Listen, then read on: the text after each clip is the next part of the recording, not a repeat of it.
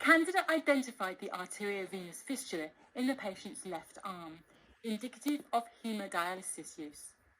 He then correctly bimanually palpated the right kidney and demonstrated he could get above it. The percussion note was resonant over it. When presenting the findings, he noted the patient was not actually uremic, had a fistula, an enlarged right kidney, and also noted the absence of a left kidney with the presence of a surgical scar. He then correctly presented the relevant negative, i.e. the absence of hepatomegaly. Ideally, the candidate would go on to suggest a blood pressure check which may be raised in this context. He requested a urinalysis to look for blood and protein. The candidate correctly concluded that the diagnosis in this patient is polycystic kidney disease with a left nephrectomy, and that he has an arteriovenous fistula for hemodialysis. Having established the diagnosis of polycystic kidney disease, the likely questions posed are fairly predictable, including inheritance and the natural history of the disease.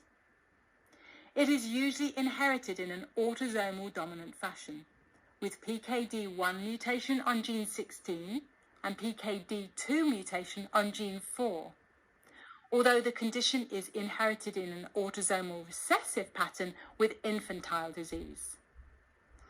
85% of polycystic kidney disease patients have Pkd1 mutation, and these are more likely to reach end-stage renal failure at a younger age. Pkd2 is less frequent, presenting in older patients with slower progressive disease. 7% do not have either gene.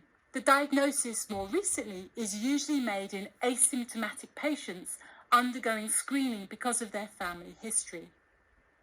Most remain asymptomatic until the 4th decade. They have more of a chance of end-stage renal failure if they become symptomatic earlier than this.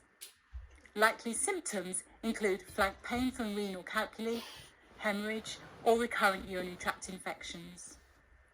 Cysts in other organs, such as the liver, can sometimes cause compression symptoms.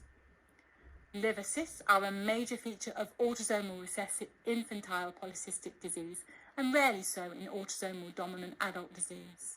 Poor prognostic features include declining eGFR, proteinuria, early onset of symptoms, and male gender. eGFR correlates with increasing kidney size and cyst volume. The risk of hypertension increases with age, and by the time of end-stage renal failure, nearly all the patients are hypertensive. Most patients with polycystic kidney disease die from cardiac causes. 10% have saccular aneurysms in the cerebral arteries, and alongside hypertension, there is a significant risk of intracranial hemorrhage. Renal cancer is not a common sequelae. Whilst there are promising therapies, including vasopressin receptor antagonists, the mainstay of treatment includes strict blood pressure control, dietary protein restriction, a low-salt diet of 2 grams daily, and statins. Reduction of cardiovascular mortality is key. Early treatment of urinary tract infections is also important. Other therapies include increased fluid intake to suppress vasopressin levels and targeted inhibition of the renin-angiotensin-aldosterone system. Most patients with end-stage renal failure undergo hemodialysis or renal transplantation. Peritoneal dialysis is usually avoided because of the problem of large peritoneal volume with enlarged kidneys, plus the risk of cyst infection. Nephrectomy is only sometimes indicated, primarily for recurrent urinary tract infection, chronic pain, or renal cell carcinoma. In this gentleman's case, the kidney was removed because of the Pckd disease and planned transplant. Because of the chronicity of disease, patients with polycystic kidneys are ideal for PACES exams, so it is crucial to be well prepared for this case.